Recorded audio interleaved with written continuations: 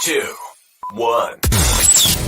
From Boston, Massachusetts to Adelaide, Australia, and everywhere in between. Talking local and national sports and just about anything discussed in a tavern.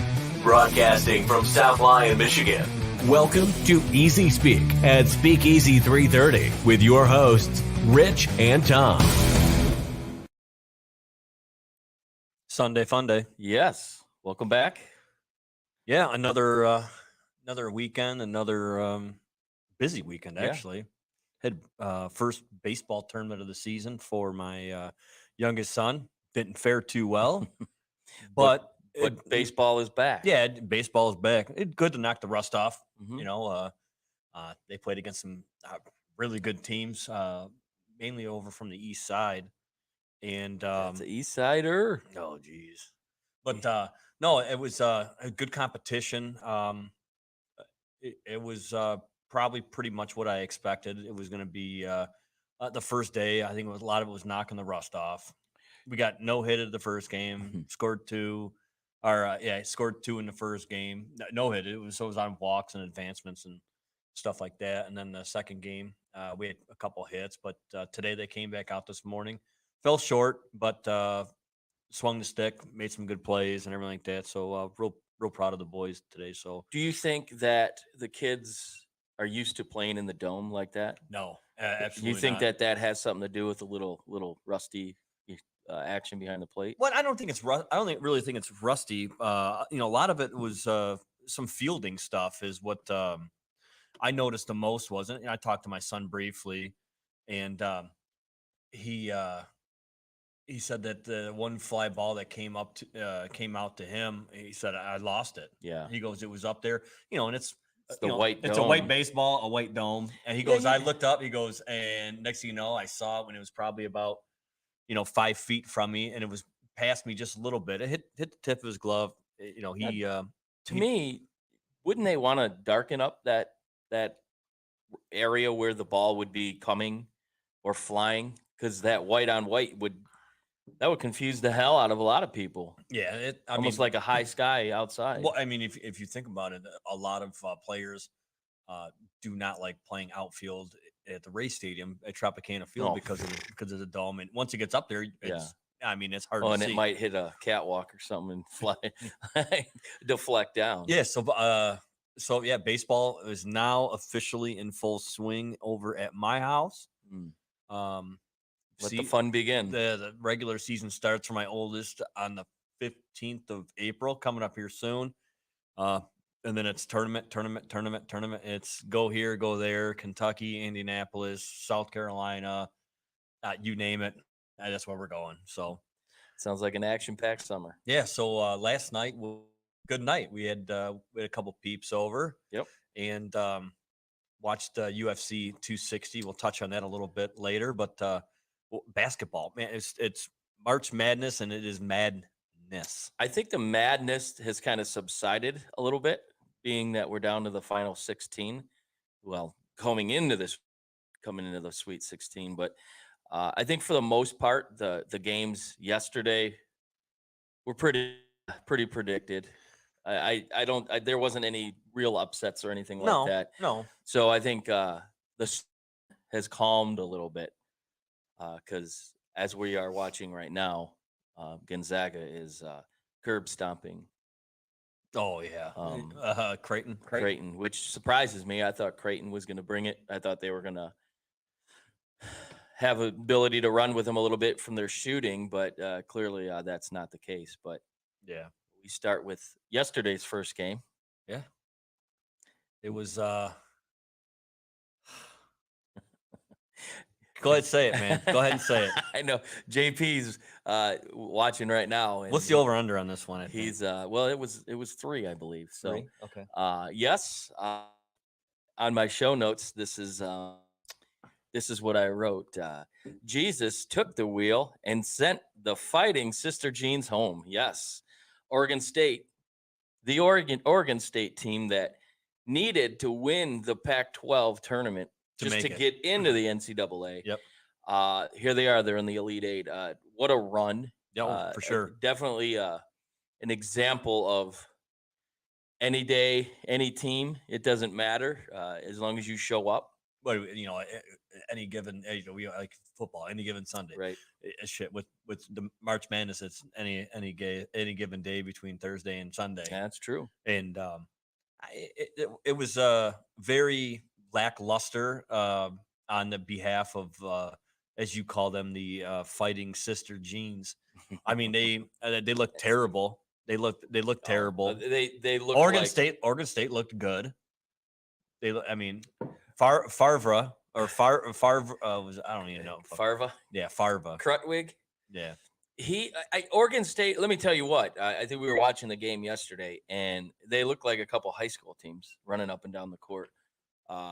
They were maybe a little too jazzed up. Yeah. And then in the second half, Oregon State seemed to kind of settle down a little bit, but the Loyola only shoots 33%, 5 for 23 from 3-point range. And Krutwig, they couldn't give him the ball down low. Oregon State was playing good defense, and the team runs through Farva. And if he's not getting the ball, he's not getting the flow of the game.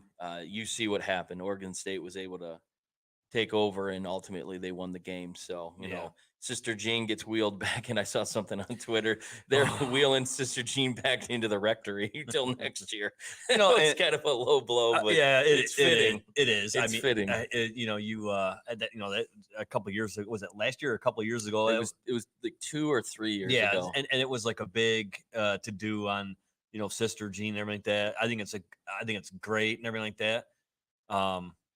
But yeah, she's 101 years. 101. She looks terrible. Yeah. She looks. I mean, there's the rally monkey, there's the rally goose or whatever, but she's the rally nun, I suppose, and it looks like she's about to be deflated. I know.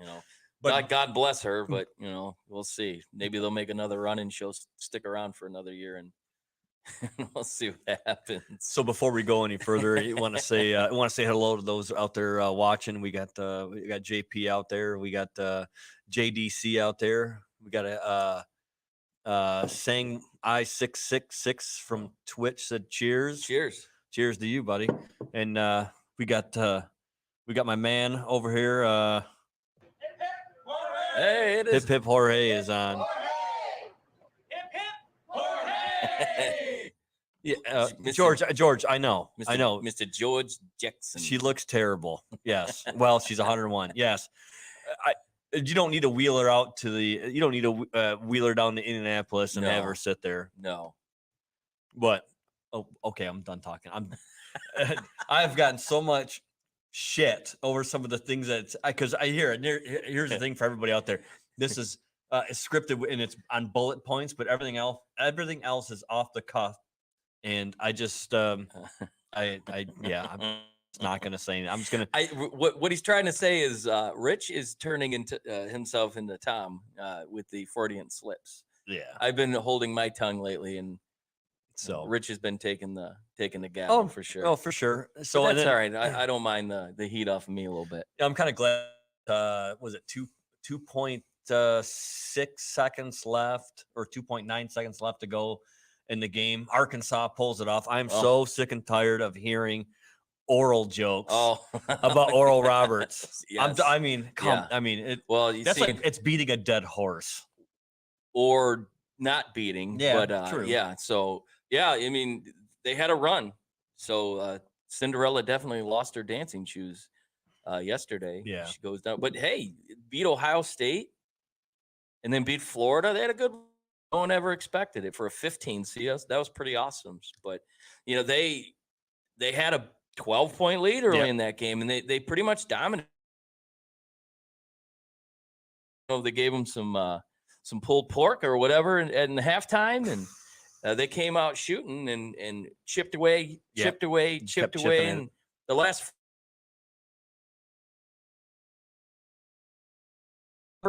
were took the lead, then the Razorbacks took the lead. It was exciting. Yeah, back and forth. I mean, and those are the games that you really. Oh yeah.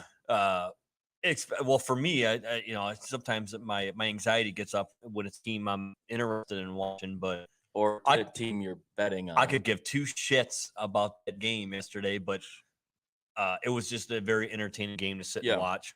It was good to see that their run wasn't really fluky because Arkansas was a 2 seed, 15 seed, and they gave them everything they had, and they had a chance at the end of the game. They had the ball with 2.9 seconds left. They had a last shot, and it didn't go, and such is life. The Razorbacks move on to play in the Elite Eight, and Cinderella goes home. So And Baylor dodges it in the first half. So my man JP decided halfway through the first half of that game he's going to throw a little bet and I'm going to take Baylor -4, drop $5 or something on it on the old DraftKings or whatever he's doing, Barstool, whatever.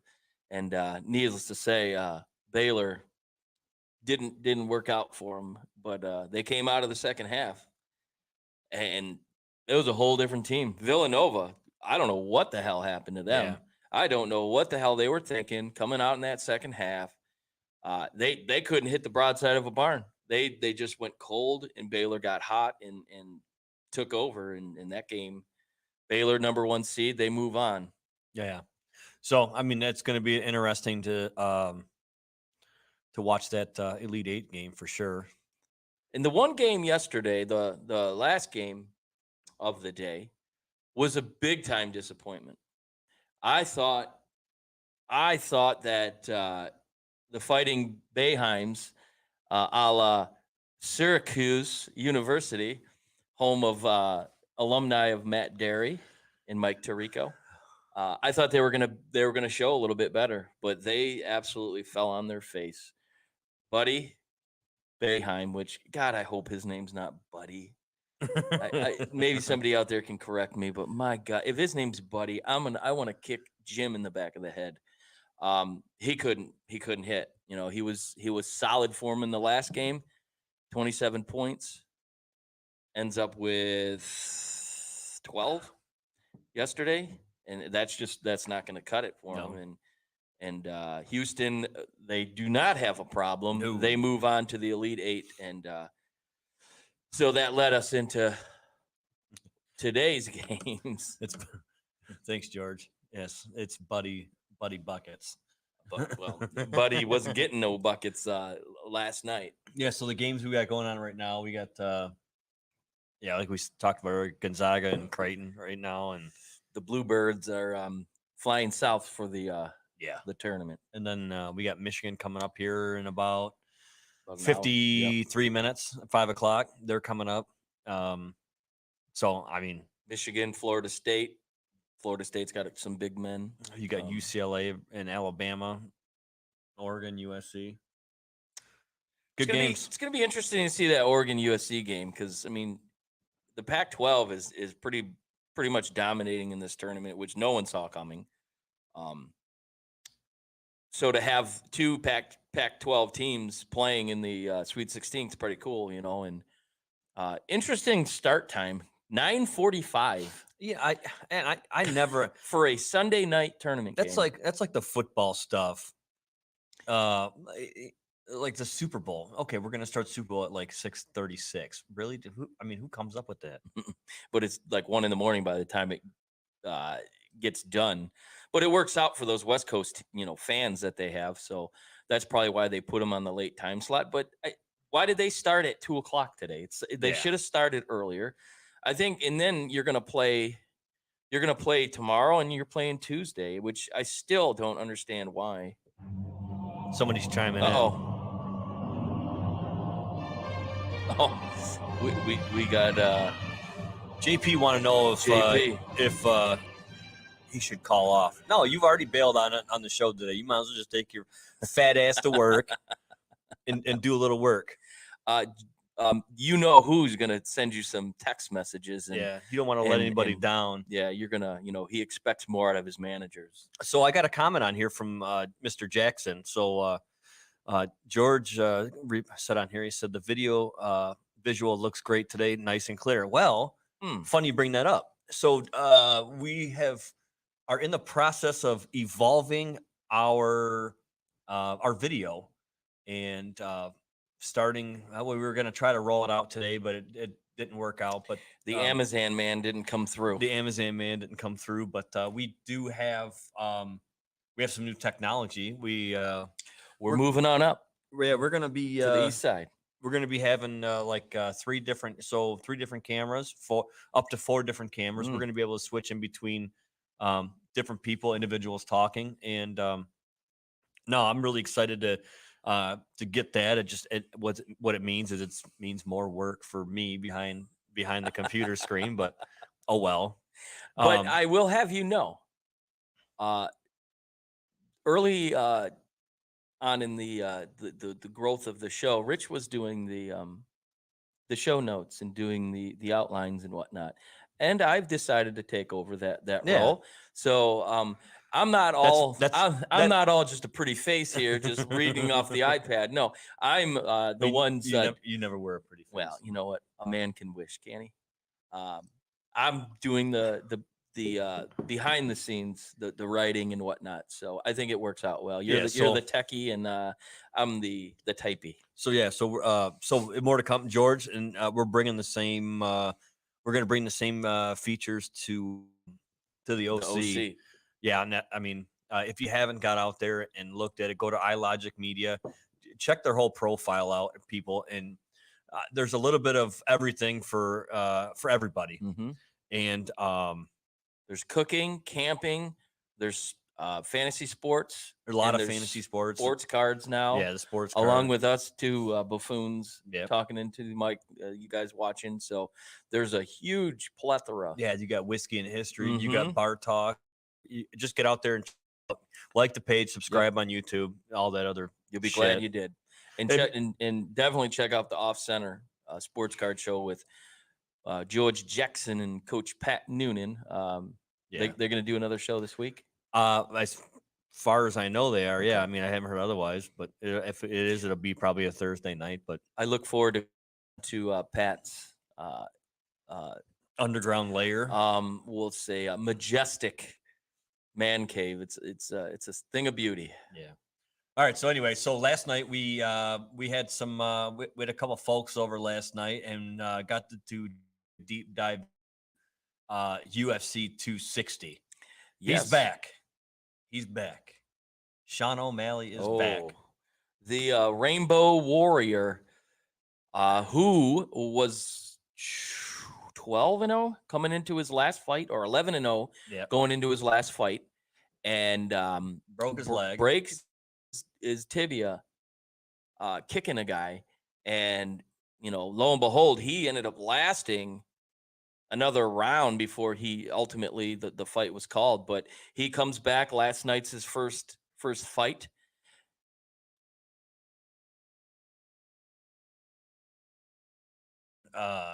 He got hit. He got hit a little bit. Yeah, but he tagged him. Sure, he did. He tagged him, and he just was kind of like just put his hands like he was done. It's like and I saw it on Twitter. It was posted or whatever. It was like the guy that from the Lakers that went to go shoot the three. And it rimmed out. It rimmed out or whatever. And he's like this, going behind like this, 3-point or whatever. Yeah, that's pretty much what it did. He should have went in there and went for the kill in the first round, but he ended up taking him out anyways. And yeah, it was good. It almost looked like the guy was beat, which he probably should have been beat. And then O'Malley kind of jumped on him, and next thing you know, he was on his feet, and it went into the third, and he beat him every which way. Yeah. He kicked him in the ribs. He was working his legs. If you want to see a beautiful display of mixed martial arts, Sean O'Malley, what he did yesterday or last night, he did it all. He did it all. He struck, he kicked, and he ultimately, knocked the guy out into the third round. It was a bit surprising that it went that long, but it clearly he won the fight. It wasn't even close. It's good to see him. I think him back in the UFC is good because he's real flashy. Yeah. And he's fun to watch. He's explosive. And then we got Woodley loses again. I mean, the guy's just run into a string of bad luck, I guess, if you want to call it that. But yeah, he got outfought.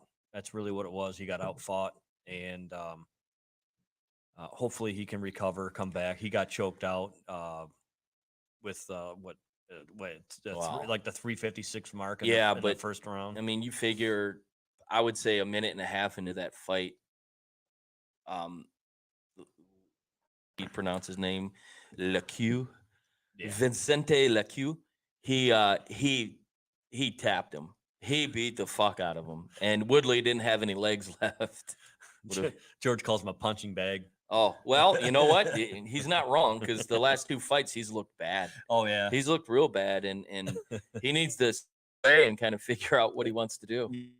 Yeah, But, tough break for him, but the main event, man, that was it. That was the fight I was waiting to see, and I'm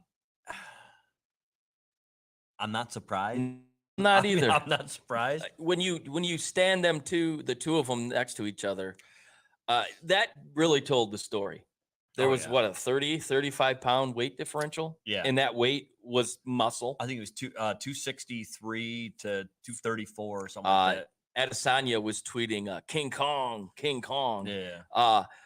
That's a bad man. Oh yeah, for sure. Oh, Francis Ngannou is a bad man. And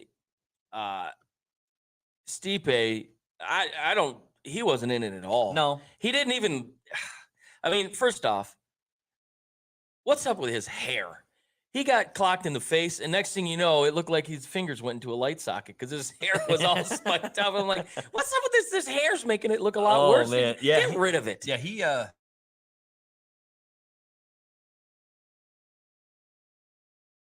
he's 38 years old. Yeah. And and I've said it Well, he- before the fight started. I'm like, if he loses, he might just announce his retirement. No, But apparently know. not. I was having a conversation with my long lost buddy Ruben, who I haven't seen in probably 15 years. He was in here at Speakeasy last night. We had a bit of a reunion, which was great. But his comment was, does this make him hungry to realize that maybe I'm not ready to step away? Maybe I was slipping and not training as hard, and so maybe this will make him rethink his approach and think that, man, I need that belt back, and just to kind of prove that I can and I'm worthy. But right now, it's going to take a hell of a lot of training for him. That Ngannou, he was playing with him. Yeah, He was playing with now him. that John Jones went up to heavyweight, and George said the same. George had the same feelings I have. Is I want to see them two go at it, and John Jones, I think, will get obliterated by him. I do too. Yeah, Because Jones didn't look very good in his last fight. And that guy's 260 something, 263 is what he weighed in Yep. at. John Jones was fighting at 205, so he's probably walking around 230. And Jones is more like Muay Thai. He's more old school, where Ngannou is he's a brawler. Yeah, He's a brawler. He's going to stay on his feet, and he's going to fucking clean your clock. And he did last night. Cleveland's own Stipe Miocic went down in defeat like like a ton of bricks. Yeah. He it was hard to watch somebody that's dominated that weight class for so long. And I mean, he hit hard, and hopefully he comes back. And if he doesn't, I respect that, and I think the MMA world would as well. Yeah. And then moving on from that, we got the Lions. The Lions this last week, they pretty much signaled to everybody, the naysayers, the doubters, and everything like that. They pretty much came out and said, Goff's going to be our guy for a little while, because they went and restructured his deal. Most of it is going to be it's front loaded. It's signing bonus. Yeah, it's all going to be front loaded, signing bonus and everything like that. And it frees up $15 million in cap space. So that gives them a little flexibility, maybe closer to the start of training camp. Yeah. They can go and dive into the bargain bin and get some players. Yeah, there's still some good players out there that haven't been picked up. But it leads me to a couple questions here. Does that tell you that the Lions have plans for him beyond 2022?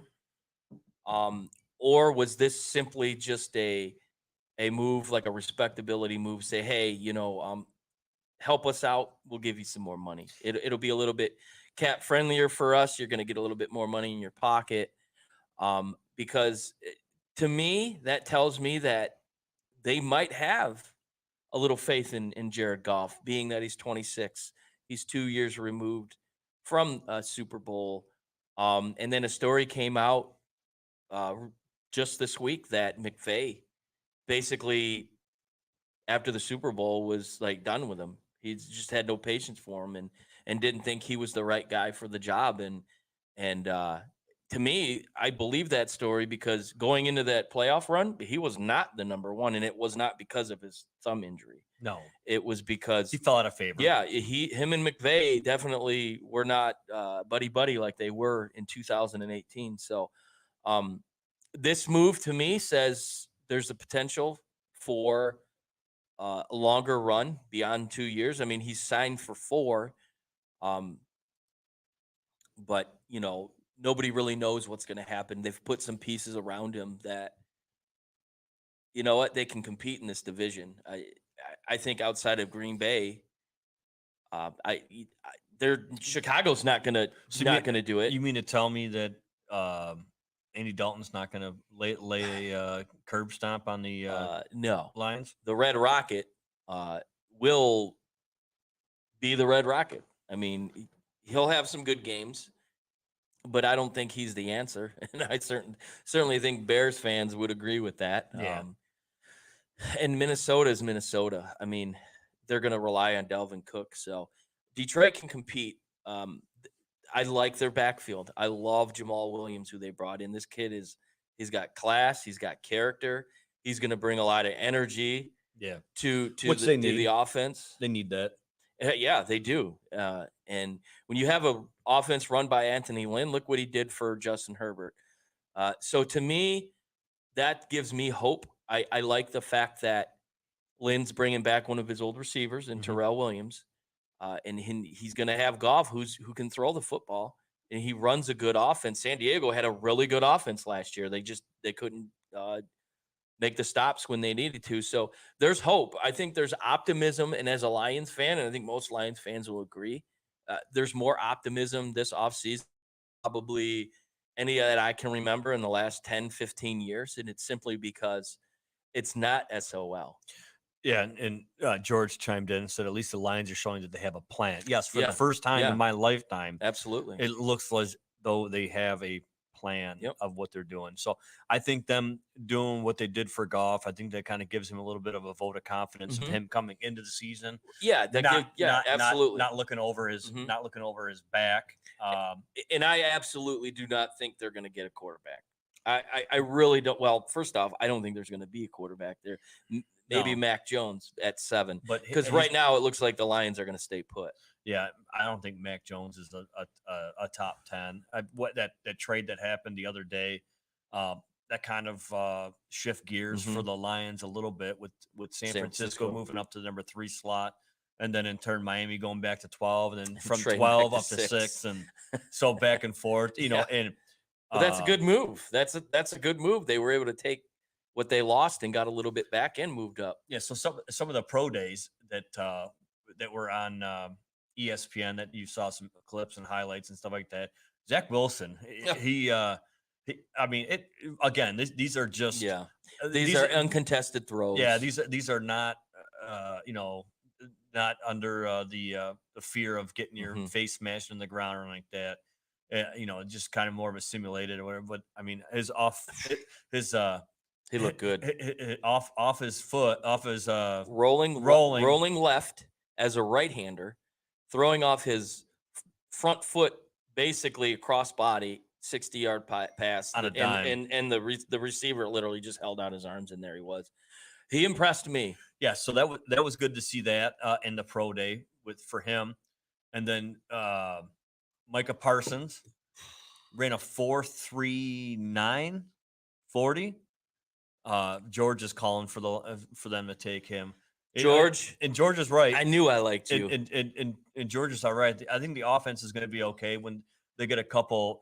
They got to get a couple receivers and maybe get a little more depth there. But their defense is in shambles. They need to get help there, and I think that's my personal opinion. That's where you go at 4, Mhm. or if you could trade back to maybe maybe trade back a couple picks, get that pick, and maybe get an like a second round. But I think that they really need to go after and address their linebacking core I mean, because the new this current NFL, the defense runs through your linebacker. Just look at the Tampa Bay Brady's. That linebacker core, unbelievable. I'm not flashing any comments up from JP, so I hope he hears me right now. None. You're not having any up there. So 2 players. I'll throw 3 in the mix that I would like to see the Lions get. In this one, the first one I'll say. Oh, here's one right here. The first one. Tony says no defensive player will be selected in the first 10 picks. All right, Tony. My question to you is: if there was, who would it be? Yeah. Who? It's a good one. If there was one to be picked, who would you take, Tony? And that's the isn't Tony the fantasy whiz? I believe so. Thank you for tuning in. Thanks, Tony. So the three players that I would be okay with the Lions taking. Number 1, like I said, this player did not come up on my radar until within the last week, and that's the offensive lineman out of Oregon, Sewell. Yeah. Oh, With Goff, with the running game that the Lions potentially now have, shoring up that offensive line would be huge. And everybody that watches, that listens, knows who number 2 is. That would be the linebacker out of linebacker U, Penn State, Michael Parsons. Big shocker, to quote JP. And my third one would be a month ago, I was like, but watching game tape on this guy, watching his pro day, he's no tight end, and that's Kyle Pitts. You put Kyle Pitts on the field. I think Kyle Pitts is going to be a Pro Bowler in the first year. He's not a tight end. He's a second coming of Randy Moss. Yeah. Terrell Owens, a Kelvin Johnson type of receiver. He's not a tight end. And if they drafted him, I would be okay with that because he's probably the most athletic player in the top 10 right now. Because he can go up and get the ball. He can line up on the line of scrimmage. You cannot cover him. There's really aren't too many linebackers that would be able to cover him. And having that weapon next to Hippie Hawkinson on the other side of the field would be huge. Now, you were talking about pieces for Goff. Would be nice. So those are my 3 that I wouldn't mind seeing the Lions pick up. Outside of that, I think it's all downhill from there.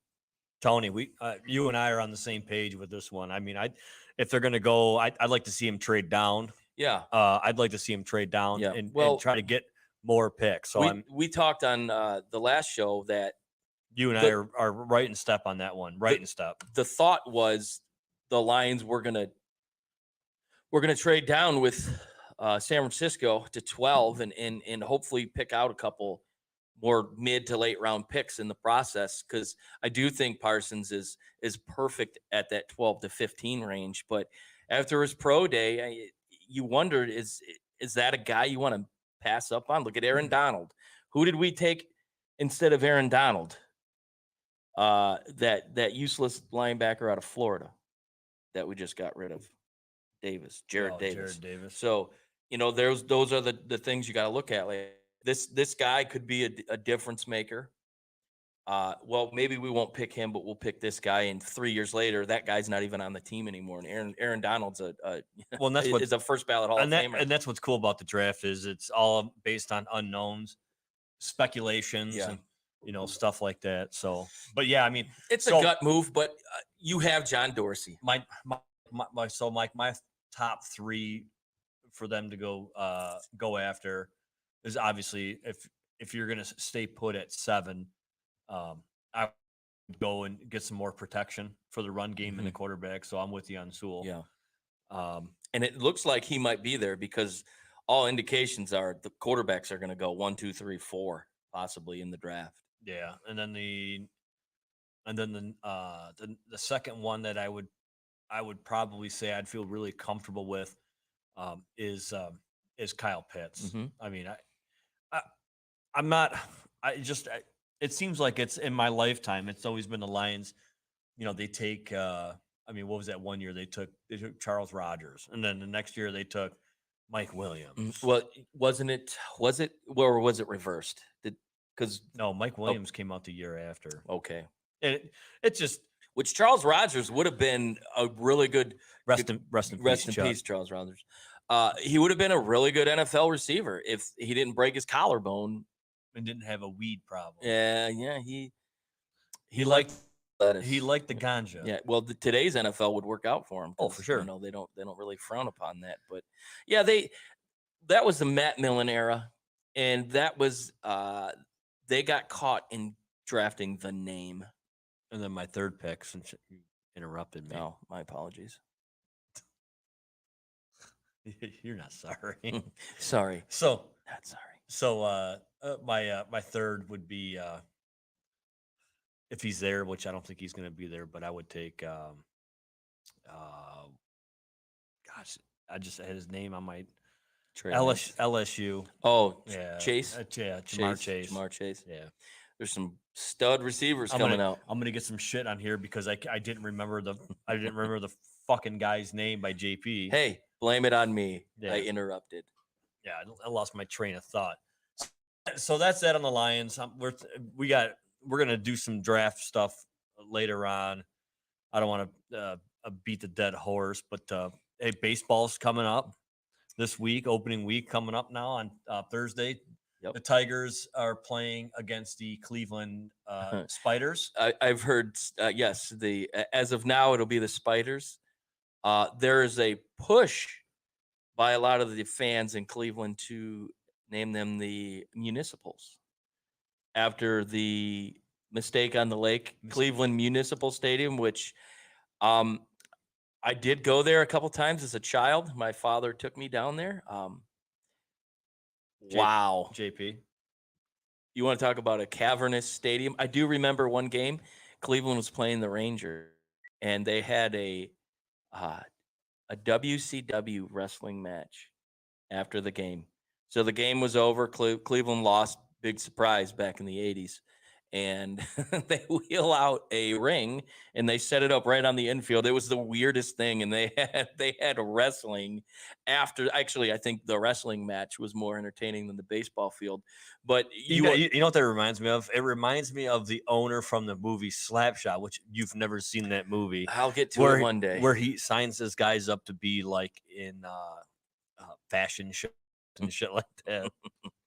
Yes. So that was my memory of the mistake on the lake, Cleveland Municipal Stadium. So yes, they're opening up against Shane. Don't call me Justin Bieber.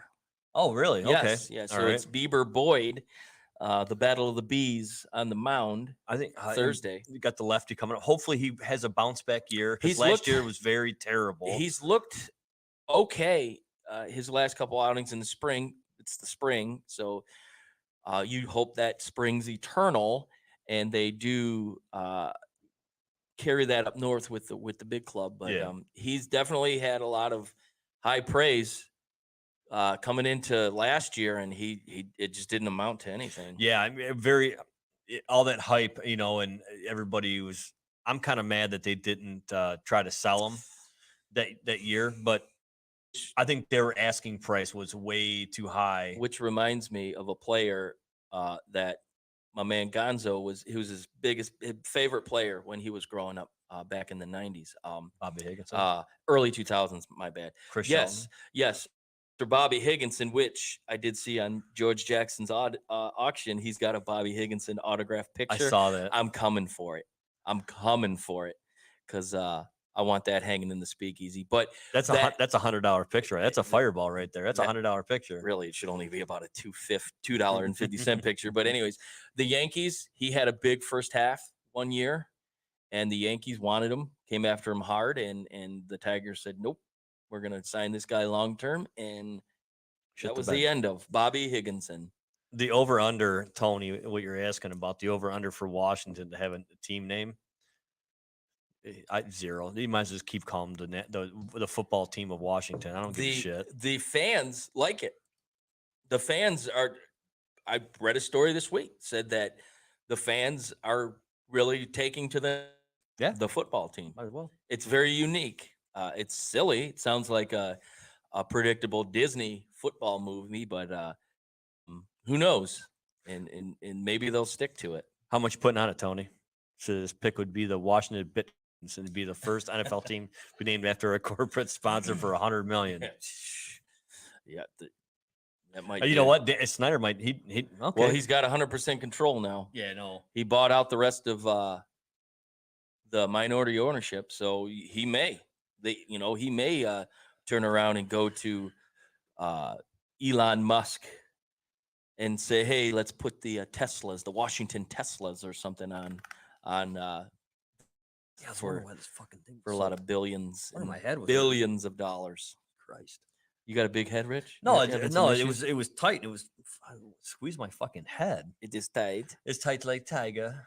Hey, so a 6-man rotation to start the season. Yeah. I mean, Casey Mize, Tarek Skubal, Matt Boyd will be in there. Julio Teheran. Julio Teheran. Yep. Jose Uranus. Speaking of, never mind. We're not going to go there right now because JP's watching. Oh. So anyway, a 6-man rotation. I'm not. It's not going to stay that No, way for long. it's just gonna be- They're okay. You're going to probably record this. I'm not. Get a bit. Remember, it's not recording right now. Oh well, you can pull it off somehow. They're feeling it out. Yeah. They're going to feel them out to see who stands out, and I think Mize and Skubal, are they going to be here for the long haul? Is this a trial run? Yeah. So that way they have a couple veterans with Teheran and Urena. Yeah. Giving them that flexibility to say, okay, well, we're going to send, so-and-so down if we have to get, reps down in Toledo or whatever. But Yeah. I think the 6-man is just a start. It probably the first month and a half, it'll be whittled down to 5, like most MLB Oh, teams. it will be. And one of the things is, I think Mize deserves to be there. Skubal needs to be there. Boyd needs to be there. They're the future. Fulmer, I hope. Fulmer. I think they did the right thing last year by limiting his innings. Mm-hmm. And starting him in the bullpen this year. Yeah, I think that's he's got to good. get his confidence up. He got rocked last year. Yeah, and he's never been the same since the Tommy John. Yeah. Yeah. And my expectations are low this year. I'm hoping maybe 60, 65 wins, maybe. I mean, and that's even pushing it, really. Really, you think? Yeah, I they're going to lose 100 games or close to it. Yeah,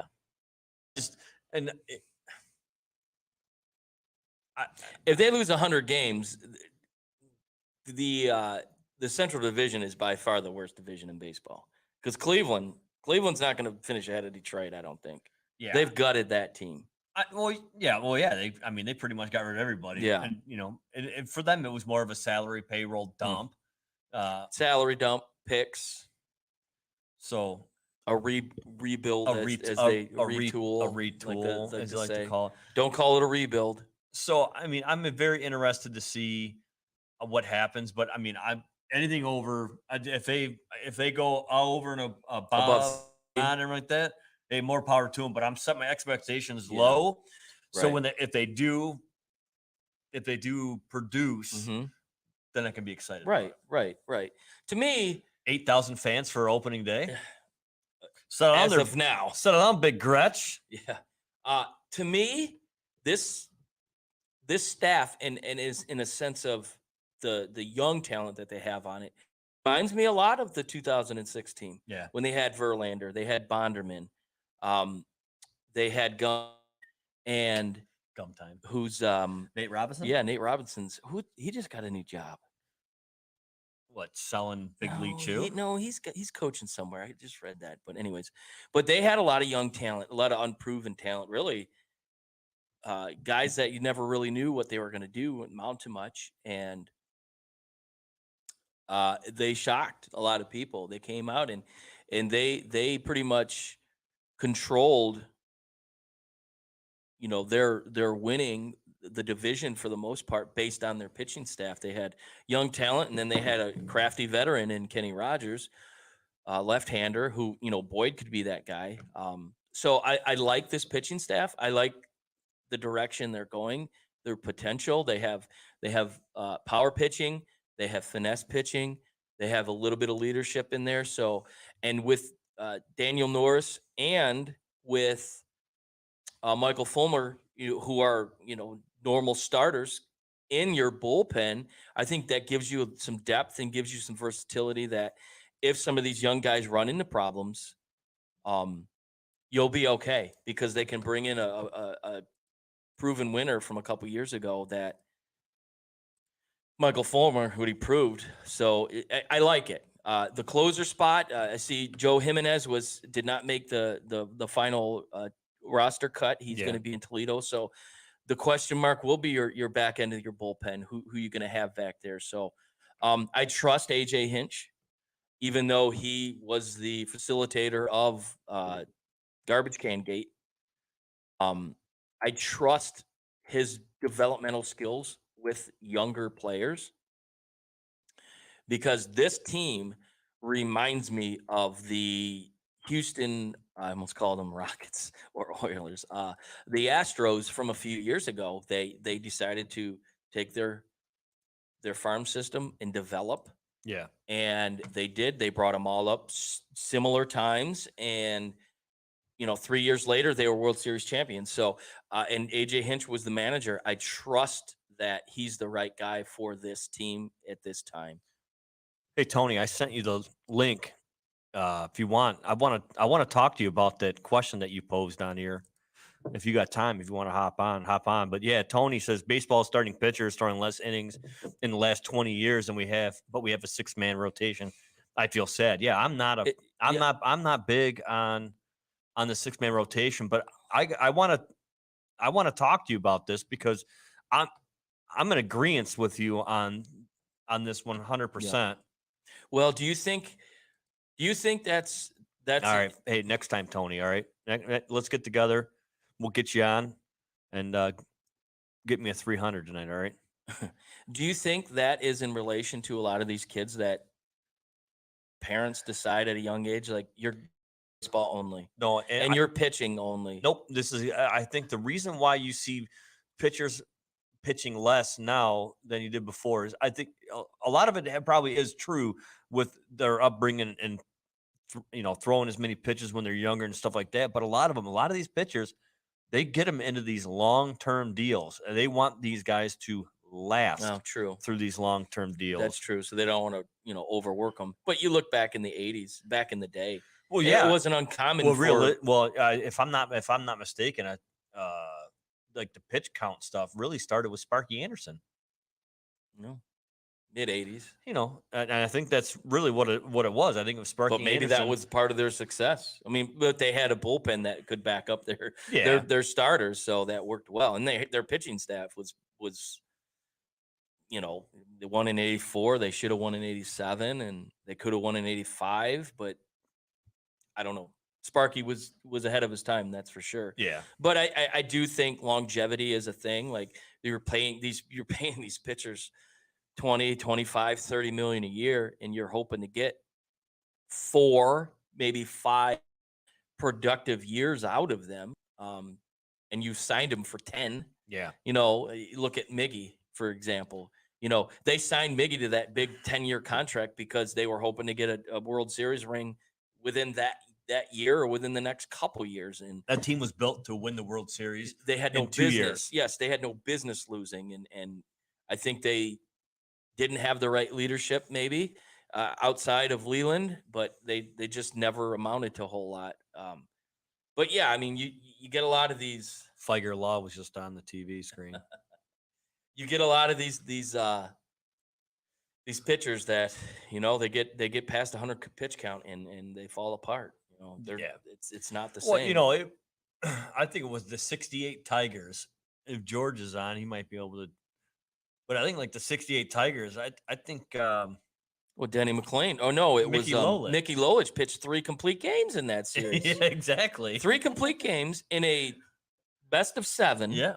And he gets the MVP Yep. of the 68 World Series. Yep. And nobody knows who Mickey Lolich is outside of Detroit. They just know who Denny McLain is. Denny, Mr. I drink 30 Pepsi Cola cans a day. The man could drink himself some Pepsi. But Well, that was the name. He was also a 30 game winner. he was also a swindler. Oh yeah, he might have been. A little swindler. He liked to do a little betting. Oh yeah. He did a little betting, a little drinking. So, but yeah, Mickey Lolich, you'll never see anything like that. I mean, to get a pitcher in these days that might throw 3-4 complete games in a season is remarkable. Yeah. But that's baseball today. It is what it is. For so, sure. All right. Well, hey, we're getting close to game time for the Michigan game, and I'd rather be watching the Michigan game than sitting next to you and bullshitting. What, you're not gonna be sitting next to me watching the fucking Michigan game and bullshitting? No. Oh, okay. Well, maybe. All right. But anyway, JP, you're a bitch. You didn't call off work and come join us today. Unbelievable. Yeah, unbelievable. Go blue. I'm gonna go to work now. I'm gonna go to work now. What was that Tony chimed in on? Oh, Tony said, yeah. I don't think that they throw. I don't think that they throw enough to a certain extent. Yeah. But that's me. Now, back in the day, were they throwing 4 pitches? Starters, were they throwing 4 pitches? I'm sure. Yeah.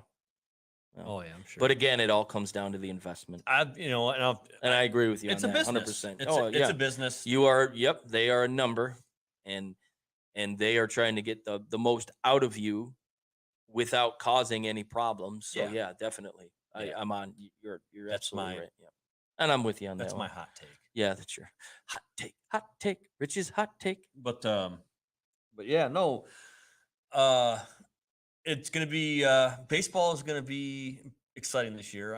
I just hope that our rookies really pan out. I've been Mhm. listening to my my boys on the OC podcast, and I see Isaac Paredes did not make the cut either. They sent him down, which I was a bit surprised. But he'll be back up soon enough, I'm sure.